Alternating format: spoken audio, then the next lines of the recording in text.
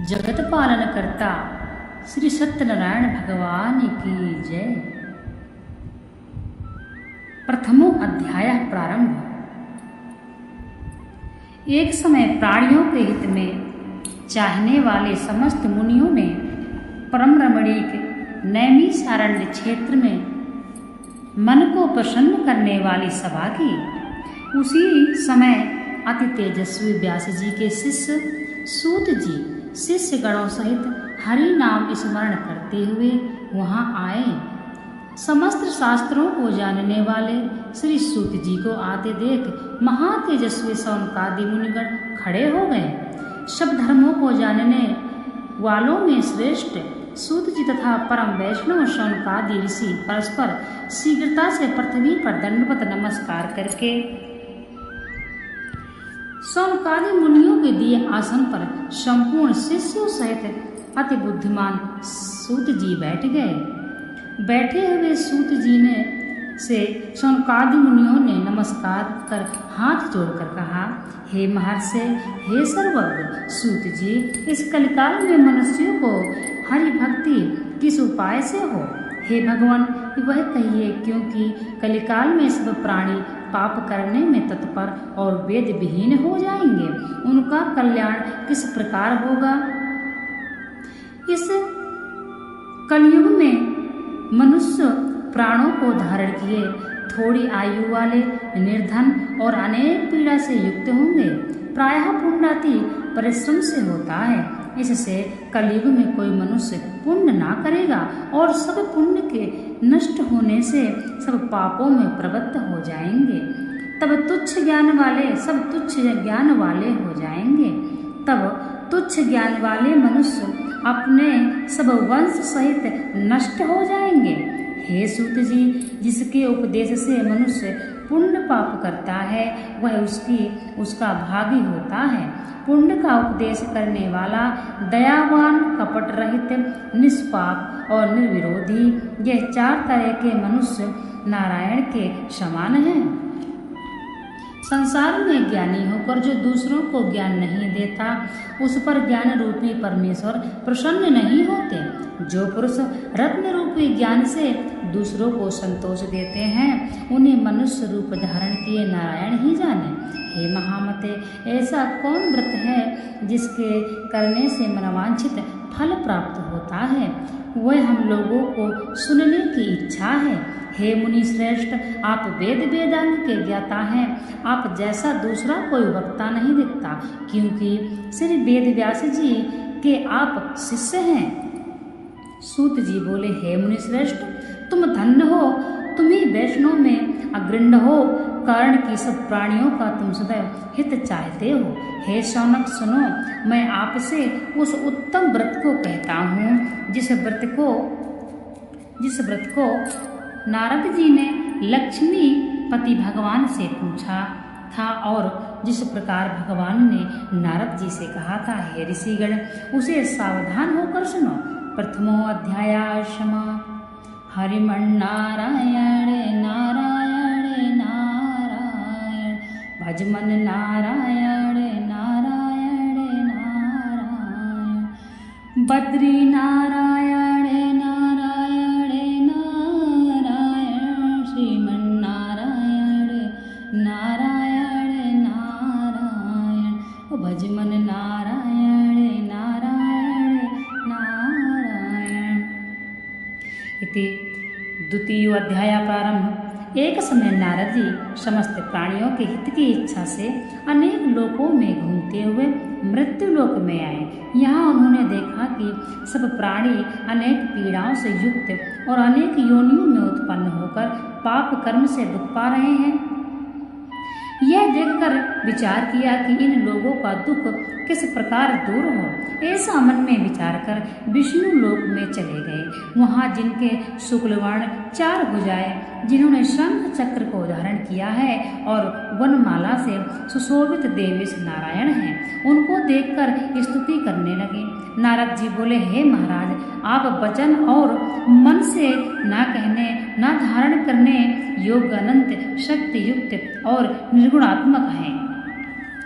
हे महाराज, आप सब प्राणियों के उत्पन्न करता है और भक्तों के दुख के नाशक हैं। यह स्तुति सुनकर विष्णु भगवान बोले, हे नारद, तुम किस काम से आए हो? तुम्हारे मन में क्या है? हमसे जो पूछोगे वह हम कहेंगे।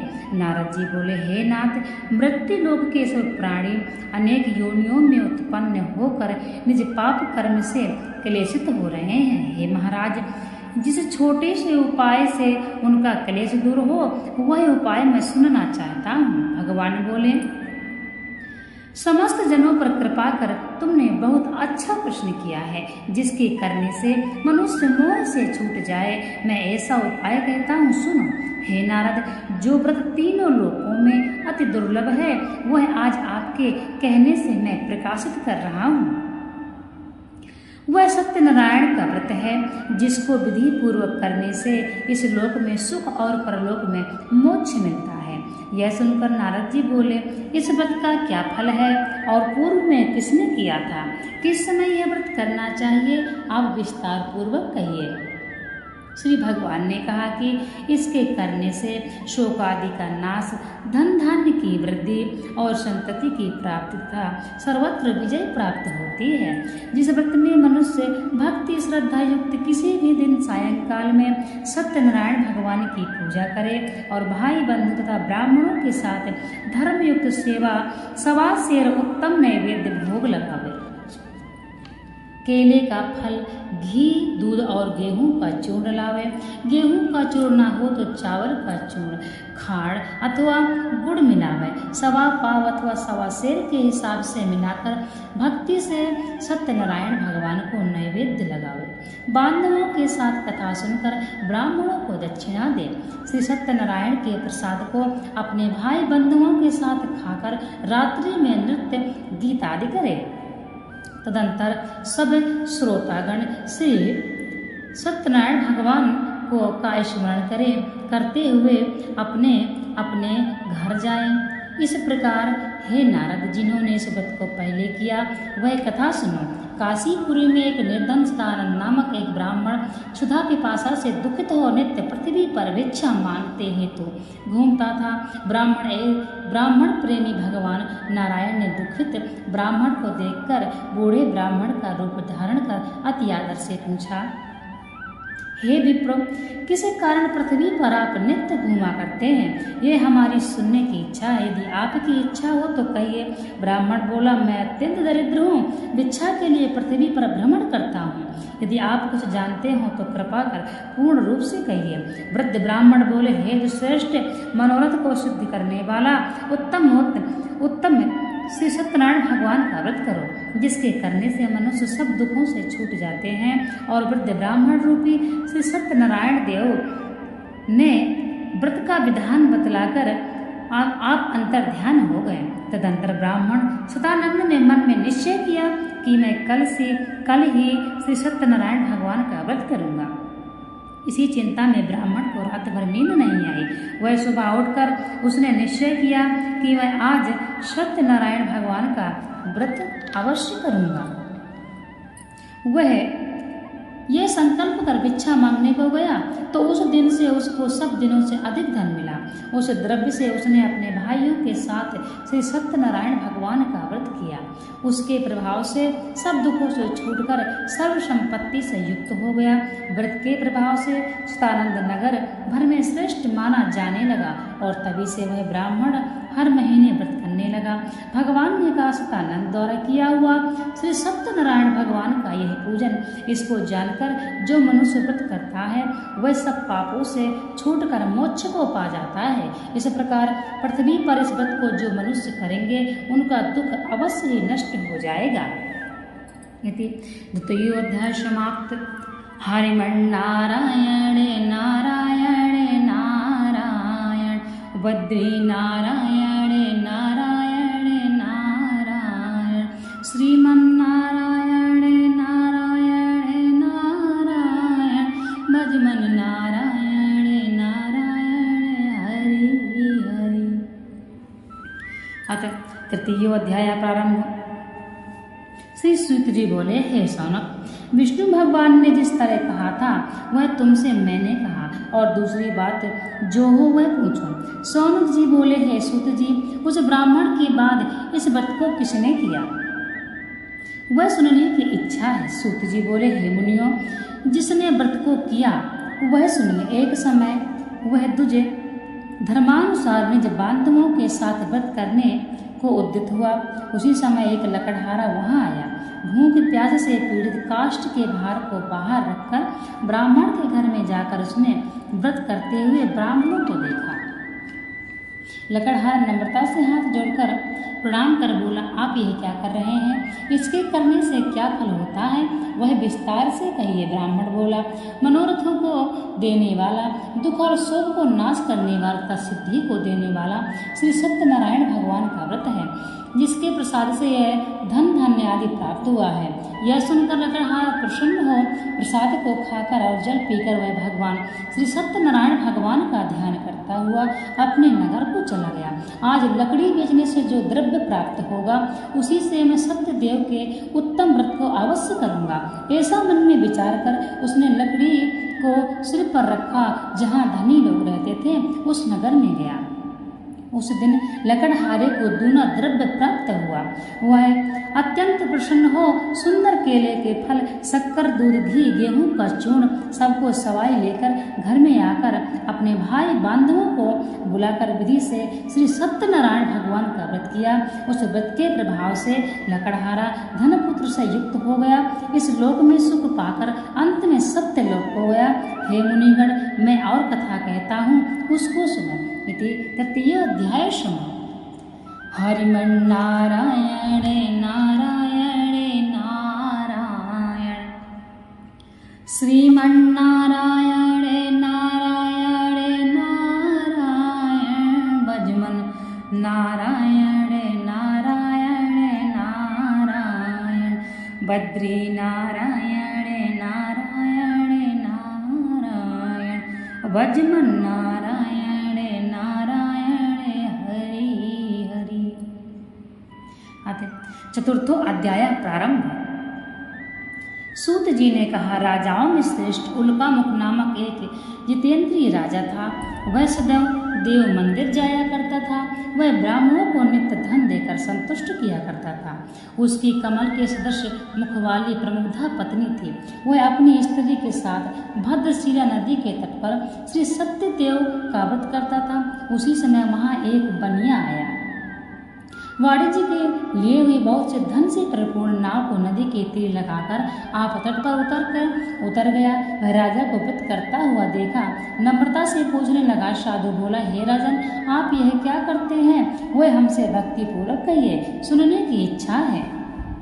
राजा बोला, हे साधु, यह अति तेजस्वी विष्णु भगवान का पूजन है, जो अपने बांधवों के साथ पुत्रादि प्राप्ति की इच्छा से किया जाता है।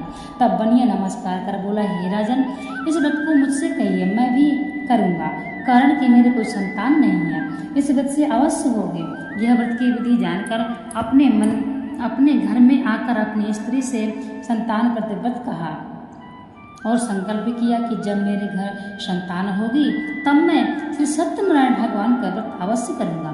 थोड़े ही समय में उसकी स्त्री लीलावती आनंदचित हो से गर्भवती हो गई। उसने 10वें मास में निर्मल एक कन्या को उत्पन्न किया।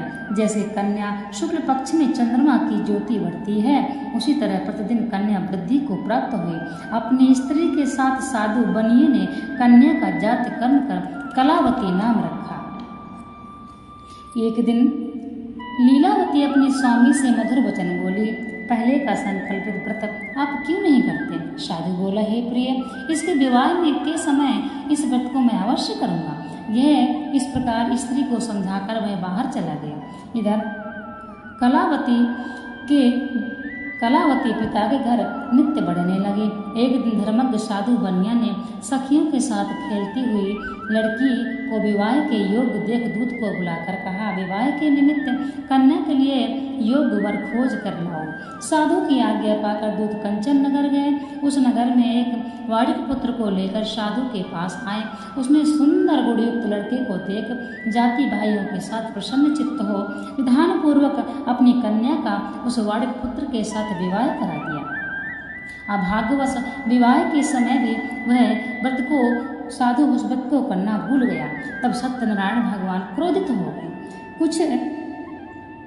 कुछ दिन बाद निज कर्म में अति चतुर साहू व्यापार की इच्छा से अपने दामाद को लेकर समुद्र के निकट रत्नसारपुर नामक नगर में जाकर व्यापार करने लगा। इसी समय सत्यनारायण स्वामी ने साधु को प्रतिज्ञा से भ्रष्ट देख उसको शाप दिया कि तेरे ऊपर बड़ा भारी दुख पड़ेगा। उसी दिन चोरों ने राजा के धन को चुरा अपने पीछे देखते हुए साधु की दिशा को गए। दौड़ते हुए राजा के तूतों को आता देखकर डरकर धन को यहाँ ही रखकर आप छिप गए। राजा के दूतों ने साधु के निकट आकर राजा के धन को देखा तो साधु को बांधकर आनंदचित हो राजा के निकट ले जाकर बोले, हे राजन, 2 चोर लाए हैं, इनको देखकर आप आज्ञा दीजिए। राजा साधु को देखकर अविचार से आज्ञा दे दिया। फिर तो उन्हें खूब बांधकर बंदी खाने में डाल दिया गया। इति चतुर्थो अध्याय समाप्त। हरिमन नारायण नारायण नारायण भजमन नारायण नारायण नारायण श्रीमन नारायण नारायण नारायण भद्री नारायण नारायण नारायण भजमन नारायण नारायण हरि हरि। अथ पंचमो अध्याय प्रारंभ। सूत जी बोले, सत्यदेव जी की माया से चंद्रकेतु राजा ने उन दोनों बनियों के वचन को कुछ भी ना सुना और उनका सब धन ले लिया। श्री सत्यनारायण के हिसाब से साधु और दामाद घर पर स्त्रियां भी बड़ी दुखित हो गई। चोरों ने घर का धन चुरा लिया। आदि व्याधि से पीड़ित और भूख प्यासी लीलावती अन्न की चिंता से घर घर घूमने लगी और कलावती कन्या भी नित्य ही घूमने लगी। एक दिन रात को भूख से दुखी कलावती एक ब्राह्मण के घर पर गई। वहाँ श्री सत्यनारायण भगवान का व्रत देख कथा सुन निज मनोरथ को मांगी और प्रसाद खाकर कुछ रात गए अपने घर आई। तब लीलावती अपनी कन्या को धिक्कारने लगी, हे पुत्री, इतनी रात तुम कहाँ रही? तेरे मन में क्या है? तब कन्या माता से सत्य वचन बोली, हे माता, मनोरथों को परिपूर्ण करने वाले श्री सत्यनारायण के व्रत को ब्राह्मण के घर में देखी हूँ। लीलावती कन्या कलावती का वचन सुनकर श्री सत्यनारायण भगवान के व्रत को करने के लिए उद्यत हो गई।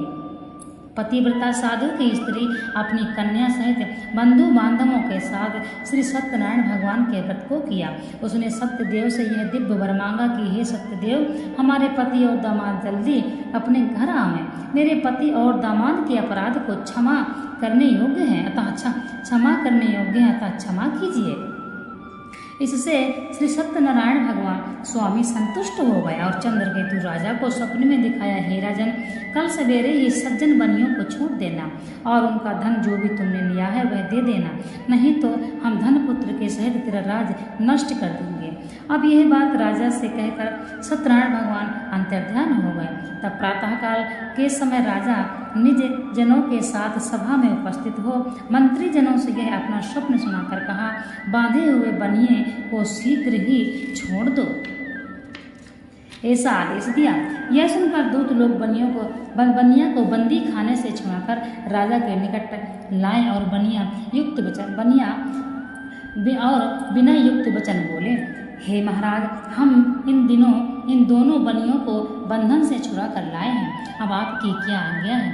उन दोनों ने महाराज चंद्रकेतु को नमस्कार कर पूर्व वृत्तांत का श्रवण करते हुए राजा चंद्रकेतु से साधु तथा दामाद ने कुछ नहीं कहा।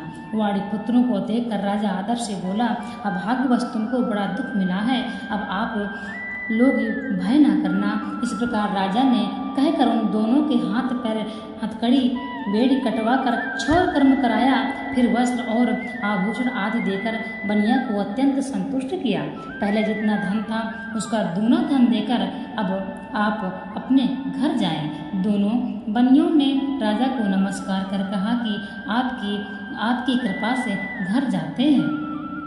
यदि पंचमो अध्याय समाप्त।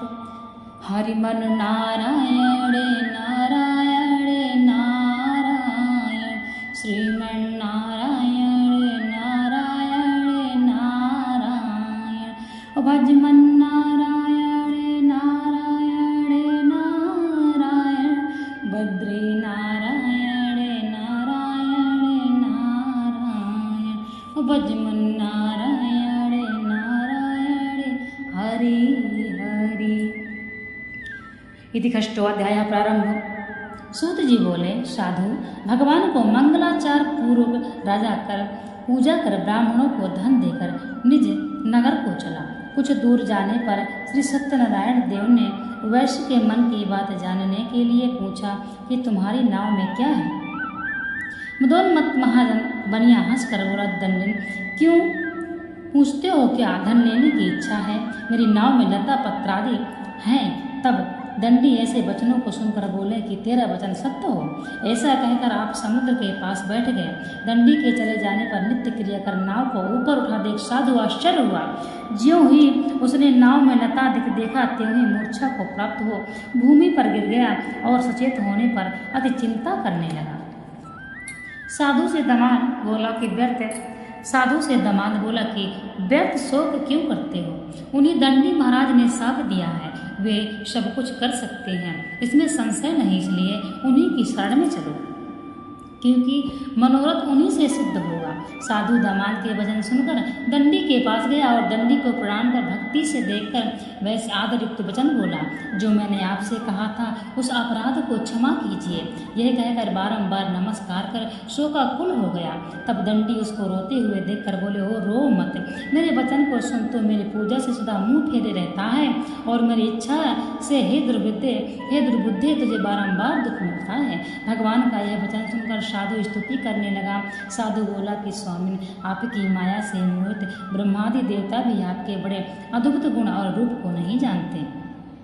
तब आपकी माया से मोहित मैं मूढ़ आपको कैसे जान सकता हूँ? अतः हमारी ऊपर प्रसन्न हो जाइए। मैं यथा विभाव विस्तार से आपका पूजन करूँगा।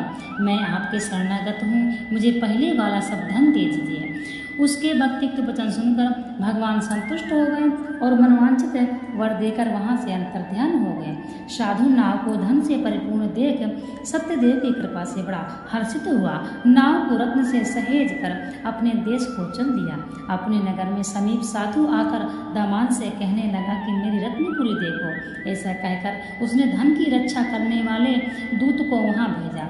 वह दूत नगर में जाकर साधु की धन पत्नी को देख प्रणाम कर बोला, ग्राम के निकट दामाद सहित साहूकार बहुत से इष्ट मित्र और धन के साथ आ गए हैं। दूत के मुख से ऐसे वचन सुनकर साधु की स्त्री बड़ी हर्षित हो सत्यदेव का पूजन कर कन्या से कहने लगी, मैं जाती हूँ, तुम भी शीघ्र व्रत समाप्त करके आ जाना।